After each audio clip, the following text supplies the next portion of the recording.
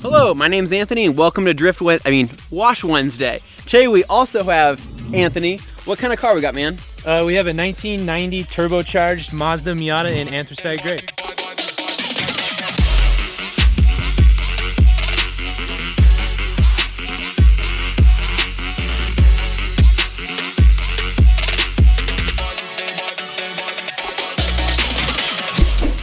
All right, so this episode is gonna be a little bit different. We're actually gonna go for a drive first and get the car dirty. You think we can do that? Yeah, dude, let's do it. Let's do it. All right, so we're taking off in the turbocharged Miata right now, and this thing's loud, so I'm hoping you guys are gonna be able to hear some of this. This thing, yeah, you can hear that turbo spooling already, man. It's pretty nuts.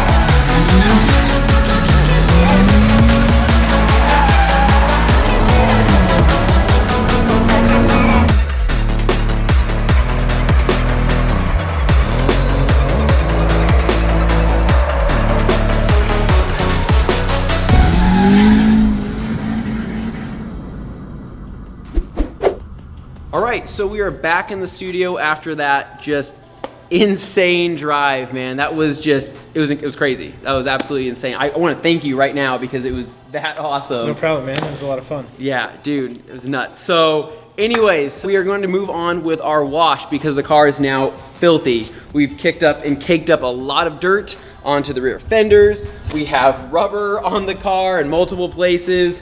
Dude, it got pretty filthy on that drive. For sure. So today we're gonna be using the 2-bucket wash method. Have you ever done that before? No, I haven't. So it's a pretty cool method, man. It means 2 buckets, essentially, and we're gonna be using grit guards in both buckets with O&R wash and wax. Because you said this is going to a drift show, right? Yeah, we're going to a 2-day event in Oregon, so. Okay, so you wanna get the car cleaned up before that, right? Oh yeah, for sure. Okay, so we're gonna use O&R wash and wax to basically clean the entire car and give it some protection while we're at it. And also gonna be doing a pre-spray with Opti Clean to start breaking down a lot of that heavier dirt and heavier grime on the car right now. So, are you ready to do it? Yeah, man, let's get it. Okay, so we have our buckets here. We have our 3 buckets here. 3 buckets. I should have explained that to you guys. So we always have 2 buckets specifically for the paintwork and 1 bucket for wheels. All 3 buckets have O&R wash and wax in them mixed at 256:1. So we're gonna be using our chenille dog bone sponges for the paintwork, and then we're gonna be using our very green wheel brushes for the wheels. But before we do any of that, we are gonna be doing a pre-spray with Opti Clean. So let me just kind of clarify what this is. A lot of people think it's just a more concentrated version of O&R. It's not that, it's actually a completely different formula. And what this is for, it's for breaking down heavy dirt, but also being used as a waterless wash. So this is gonna be a perfect time to use this on all the fenders that have rubber and grime on them to break those down before we actually start the wash process. So I'll let you start breaking that down, dude, and start spraying things, and we'll get started on this. We gotta tackle the mountain dirt. So is this gonna help kind of get the grubby little mitten prints off there too? Yes, yes. This will get the greasy chicken fingers off the car. But hey, man, you got to be a little less liberal with it. That stuff's not cheap, man. Oh, I'm just kidding. We're a detailing company. You can do as much as you want. Wait, aren't we supposed to promote that? Just, yeah, man, go ahead and keep spraying it down. So what we're trying to do with the Opti Clean is we're trying to, again, lubricate the surface beforehand. So in a lot of our other videos, we've done a pre-spray with O&R wash and wax or with the standard O&R rinse and shine. So the pre-spray is going to start to emulsify the dirt and encapsulate that in its winter ionic little bubble. So the idea is to basically get it to where when we take our mitts to the paintwork, we're gonna reduce any chances at all of marring or scratching the paint. Sure oh, you gotta, hey, get the shoe. Yeah. Get the croc, man. Shoe. Can't forget about that guy. That thing got pretty bad, actually. That's probably what, plus 15, 20 horsepower? Oh, at least, yeah. At least. With the yellow zip tie, we like to add a couple more too. Exact color, right? Color makes a huge difference. Oh, of course, on if the it pops Miatas. better, it's nicer. Exactly. It's a hairdresser car, you know? So my question is this safe to use on my wheels? Should I spray this on my wheels? Saturate your wheels. Like I said, don't be afraid to be liberal with it, man. It's completely saturate your wheels. Good for paint, good for wheels. Good for everything, man. This is one of those products that you could take to the track with you and kind of have in your back pocket. So after you've done a run, maybe you got some tire marks from another guy, maybe rubbing up against you, giving you the love rub or something, yeah. right? Moving on to the next process. So we have our Dug Bone sponges sitting here in our wash solution. So I told you we're doing the 2-bucket wash method, right? 2 buckets. We're gonna be working from top to bottom, and how 2-bucket wash method works, in my opinion, I like to go panel by panel. Meaning, we take our sponges out of the wash bucket, we wipe down 1 panel at a time, and after that panel's done, we take it to our rinse bucket, all right? And we're gonna squeeze out any dirt or any grime that's in it and rub it up against the grit guard at the bottom of the bucket. After we do that, we reload it with our clean water. Perfect. So that makes sense? So we go yeah. clean to dirty to rinse to back to clean to again. rub to clean to dirty, yeah. You got it, exactly. So anyways, man, I think it's time to actually start talking about this car. I know that we talked about it a little bit while we were on our drive, which was, like I said, pretty crazy. I was trying to focus on getting my body, my momentum, you know, in line with what we were doing. But how long have you had this car? You say you're taking it to a drift event. Tell me a little bit more about that. When we got the car, it was in horrendous shape. I mean, you wouldn't even recognize it. It You had, you know, some damage, some body damage. Some every panel on this car was destroyed. It had no interior in it. It was essentially forgotten about. I don't know if you could call it, you know, a Miata, like a 1990 Miata, a barn find, but essentially is really what it was. Barn find, yeah. Well, all the pieces were there. It had just been used and abused for quite a while. And so do you think it had been maybe like drifted or raced before you got it? Yeah, or? it actually, the car was originally, the motor and everything was built in 2002 wow. down in California. Okay. And yeah, over the years, it has been a drift car and done track-oriented type things. And essentially what ended up happening was it had just been forgotten about, really, I guess. Gotcha. Is the way okay, we can so it describe needed some TLC, and you were the one that gave it to it. It needed if there's a spot past TLC, that's what this car. If there's a word for beyond TLC, that's what you'd use. Yes, it was. I mean, it was gone. It was a goner. I remember when we went to go pick it up. I had my business partner with me and my girlfriend, and they were both kind of looking at me like, "What are you doing, dude?" So, what did you drive prior to this? I've actually had a couple different cars. Okay. I've had a Ford Mustang, was probably the most recent one. Okay. And then before that, it was an AE86. Which style of Mustang? 2004, New Edge. You didn't take out any crowds, did you? Oh, you know what? I have to make that joke, man. I tried so hard to. There were a couple times when the car went missing from the garage, so who knows what it was doing on its own out there. So, tell us more about like your shop. So like basically you guys built this in your shop, right? More along your business. Yeah. Essentially every panel on this car was 100% replaced. Wow. There is no panel on here that's original. Okay. To the car. And I'm sure that had happened a couple times before, but I'm just saying too, the way we got the car, that was all just... So I'm noticing like a lot of the cars is fiberglass, right? I mean, yeah. Much of the car, I mean, because it feels super light. I mean, when I'm touching these panels, I mean, each one of these panels has quite a bit of flex to it, and there's not much underneath it. But I mean, it just goes to show that this thing is super, super lightweight. Yeah, I mean, all the panels were replaced. The car was fully painted, and mechanically, it had been super not taken care of. We had new clutch, new rear end, axle seals, just basic maintenance. It took quite a few oil changes to get it running like where it needed to be. Gotcha. So you were kind of explaining on the drive that this car's been just, you said it's set up, right? It's dialed in to do what it needs to do. Well, and look how gross that is. Dude, you got a lot of grime on here, man. That is a lot of mountain dirt right there. You got quite a bit on here. Whoops. I mean, we were going at pretty low speed, and so I don't know how that much collected, but I mean, it did. Did you already knock out this rear fender here? Yeah. Okay, right on. I'm just trying to touch up So, my shoe back as here. far as mods, 'cause I'm sure there's going to be some Miata people watching this video. So, can you tell us some of maybe some of the parts, some of the name brands you put on the car? Yeah. And a lot of this stuff, like I said, part of the whole barn find type thing and being set up is it has been a race car since 2002. So it's got a lot of stuff that's kind of already been done. Okay. Some of the mods include, like, it's got teen coilovers on it, modified knuckles, and a rear camber kit. And really, honestly, that's kind of it for suspension mods, surprisingly, on this car. We do something a little different than most Miata guys. We actually run it square in the back. Okay. So it means we have zero camber. So when you lower the okay. car, naturally it wants to camber in. Mm-hmm. And that's what our camber kit did in the back, was kind of bring those wheels back out. Okay. Kind of fit flush with the fenders and what have you. Gotcha. It's a 1.8 differential, and it's actually a 477 gear ratio. Okay. So because our lack of power and all that business, we gear the rear end super, super high so that we can make use of all that power. Gotcha. So you're able to kick it out better and kind of get that angle that you need before you set it for a corner. Not good for driving down the freeway, but Okay, all right. super good for trying to keep up with, you know, a lot higher powered cars. Gotcha. And so you said the engine was running around 12 pounds of boost. Yeah. Now, is this something that you're monitoring constantly? Well, believe it or not, the car's actually set up with Link Engine Management, which is kind of it's like an Australian company.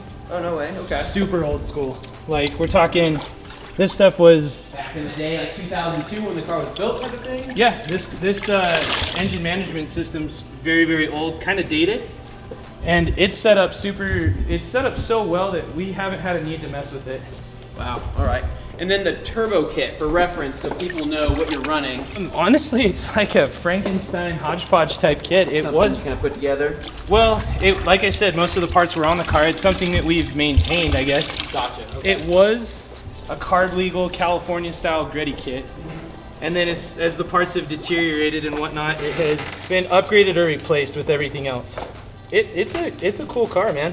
Dude, no, I agree 100%. And so something I've been wanting to tell you about. So I was shown the ways of the Miata not too long ago. I was one of those people to where, you know, back in the day we played like Need for Speed Underground and like, you know, playing Gran Turismo, and it gave you the option for the car at the very beginning of the game, right?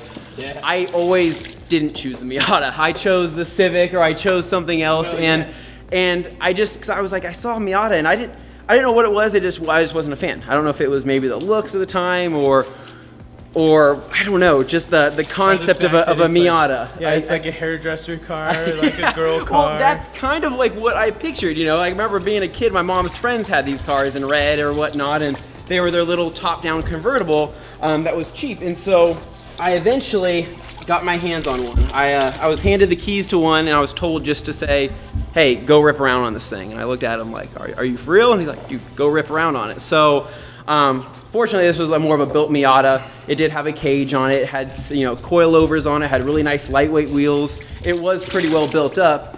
And I took it out. I think it was around the first turn I took it out, and the back end kicked out on me. And the smile it put on my face was just, I stood there and shook my head because I couldn't believe it was that much fun for how cheap you can get one of these cars. Oh, like, yeah. it completely changed my outlook on a Miata, and I no longer saw it as being this this goofy hairdresser car, but I saw it as being like this awesome, completely capable race car that not a lot of people are taking advantage of, and the people that do take advantage of it just preach it all day long. Yeah, and a lot of it is just, you know, who knew that they could be, you're right, who knew that they could be so much fun?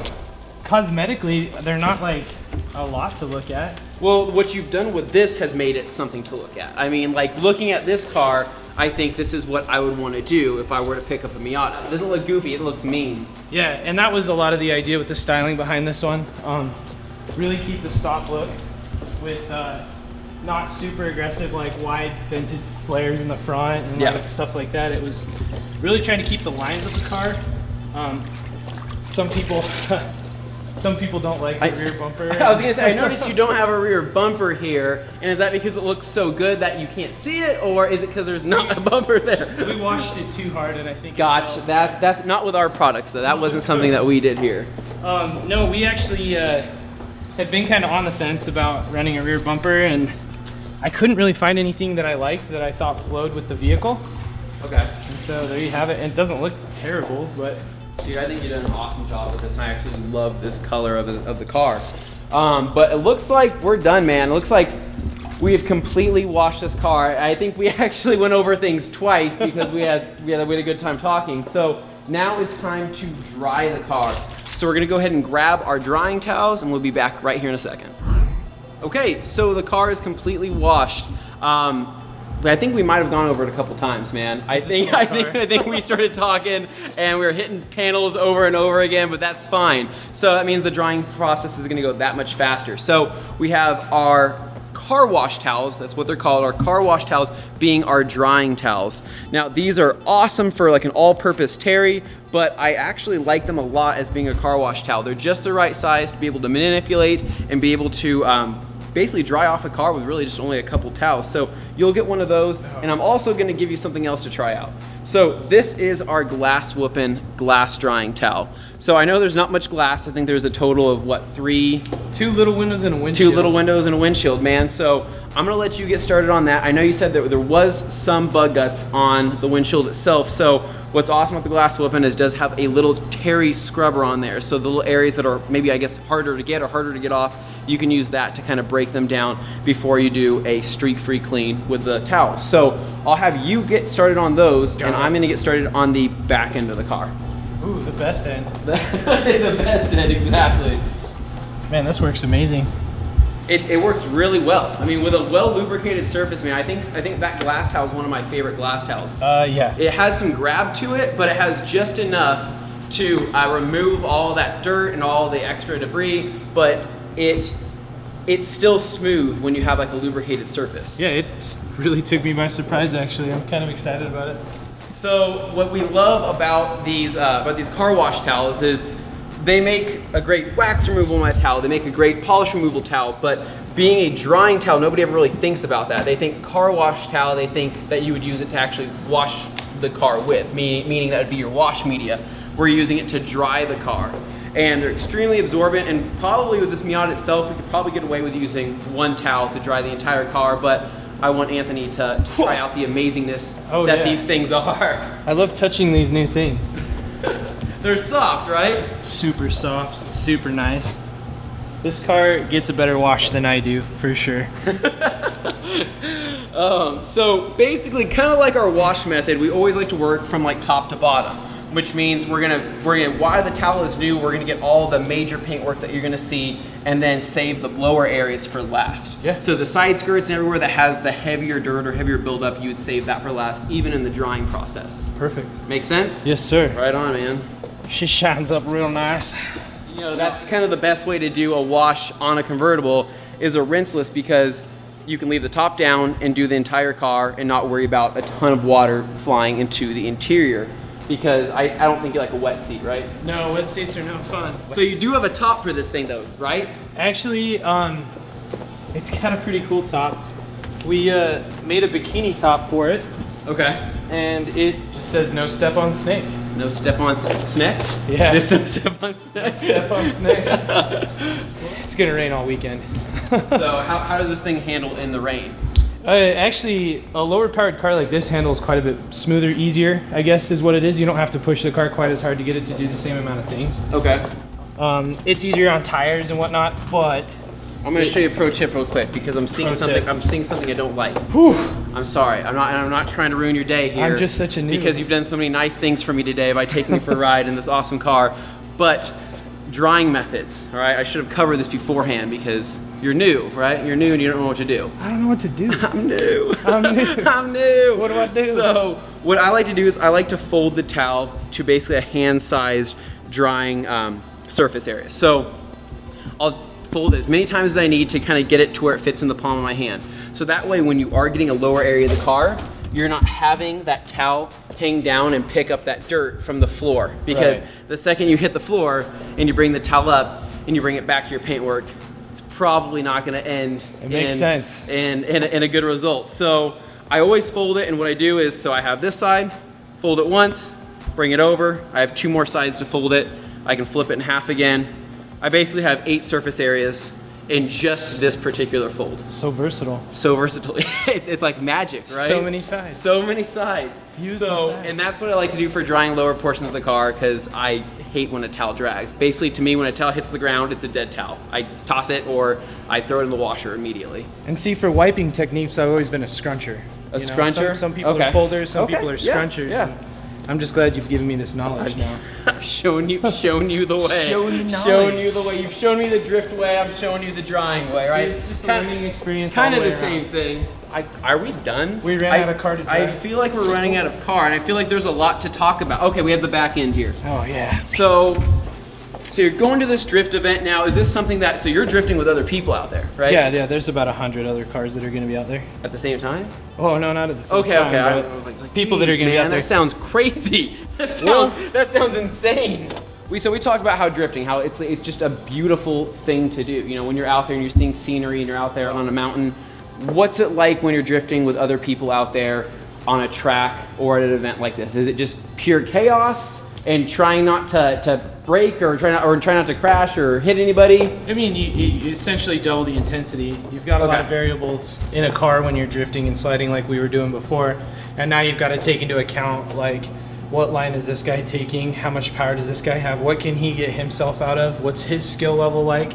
And you have a follow and a chase, you know? So there's 2 different things, and it basically just doubles the work. Gotcha. So you pretty much have to analyze everything at once when you're out there, and then know from previous experience when you've been out there on the track and you've maybe ran with these guys before, right? Yep. And Gotcha. sometimes you have been with people you drive with all the time. Sometimes you haven't driven with them ever. So a lot of it is molding with the style of the new driver. So, Gotcha. Okay. like I said, it brings a whole new variable into drifting and everything else that you have going on. So Right on. And then, so you're coming from Utah and you're going all the way to Medford. So how many other people are traveling from out of state for this event? there will be, I'm not exactly 100% sure on where everyone's coming from. I know that we have a few teams from Utah. There's going to be Take Luck. We have Scoundrels. Those guys are the Utah-based teams. You're going to have a lot of teams that are local. You have Tandem of Die. I think Parts of Tracker is going to be there. Item B. Those guys kind of operate on the West Coast style type. You know what I mean? Like they're all the West Coast. I don't know cars. what you mean because I don't know I don't know everything about drift. This is definitely your niche, and that's awesome. I'm just sitting there Kinda like how yep. you guys dominate, selling microfibers and I know and towels. stuff. This is what I know. I was kind of like how born you guys dominate to know that. towels. These teams sort of dominate the West Coast style of drifting. Okay, so similar. Yeah. I'm just trying to towels. compare. Yeah, I know. No, Yeah, good. towels, It's making drift cars, it's making it same. easy for me to understand. It's making it easier for them to understand because The towels are just as bright as the cars.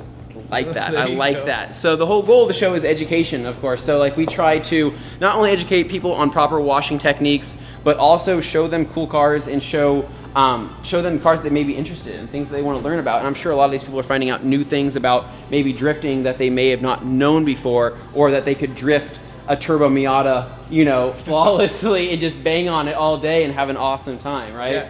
I think the wheels are still wet at this point. What we can do is we can hit them again with our Opti Clean and go over them one more time to kind of lubricate the surface. And we are going to be using our very green wheel brushes that are sitting in our solution of O&R Wash and Wax. So we'll go ahead and hit these one more time. We'll grab those and we will clean up these dirty wheels. Sound good? Yes, sir. Let's do it. Okay, so we have our Opti Clean to hit our wheels once again. So we're going to be spraying the wheels and the tires pretty liberally, get them completely covered, and we're going to be using our very green wheel brushes. You can go ahead and grab that. You can see how green it is. The greenest. I'm going to grab it the awkward okay, way. all right, Yeah. that's fine as well. That's kind of weird. I feel like but a lot of these detail projects are they're kind of like touchy-feely type. they are touchy-feely. You just got to get in there and you got to get comfortable and you just got to just dig in deep. Down in there because you get an idea for like what the texture of the brush is and how it is and how it'll operate. So I like that. That's just fine. So we're going to be using our O&R Wash and Wax in our bucket. So it's mixed at 256 to 1.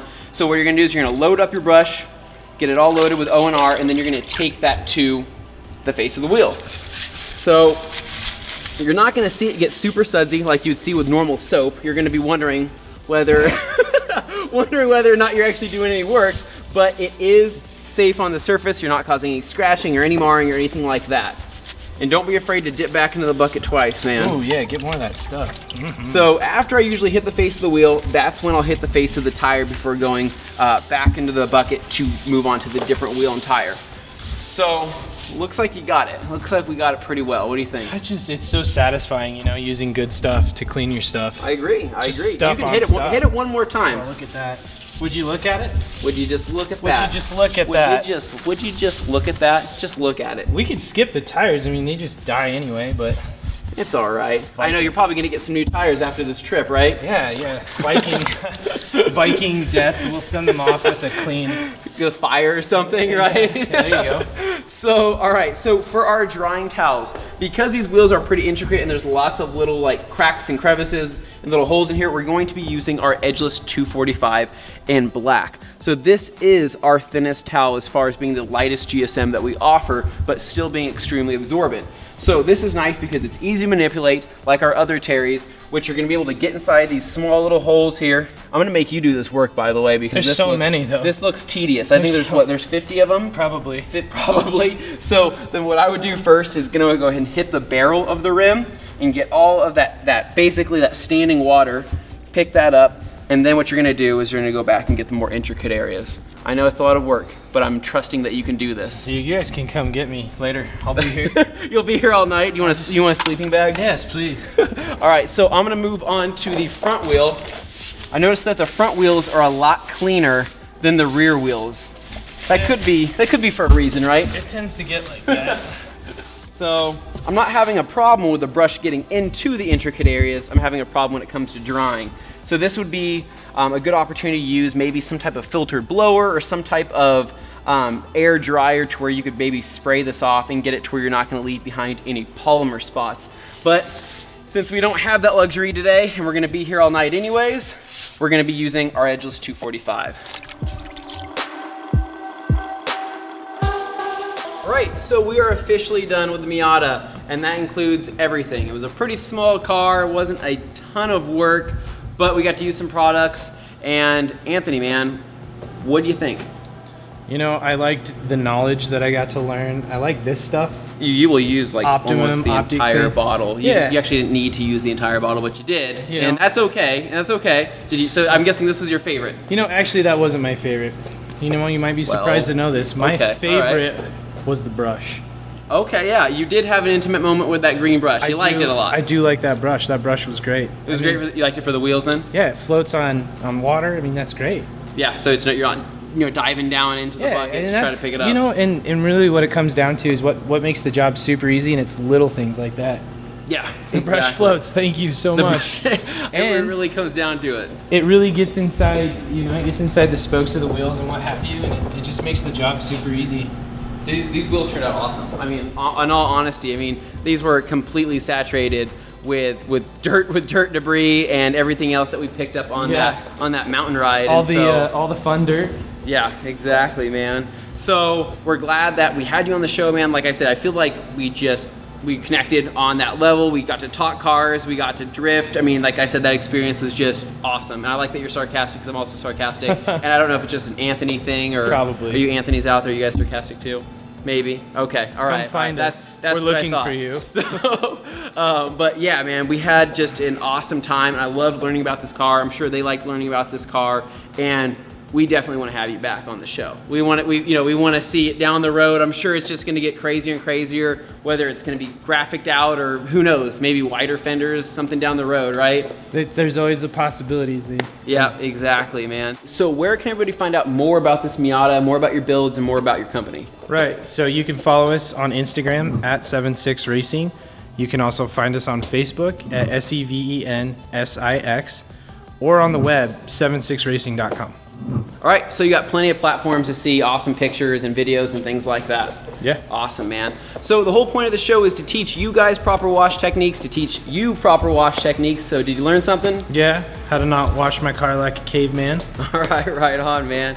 So anyway, we get to see a lot of cool cars here on Wash Wednesdays. We're gonna have a lot more cool cars to come. So please hit that subscribe button and stay tuned for more videos right here at The Rad Company.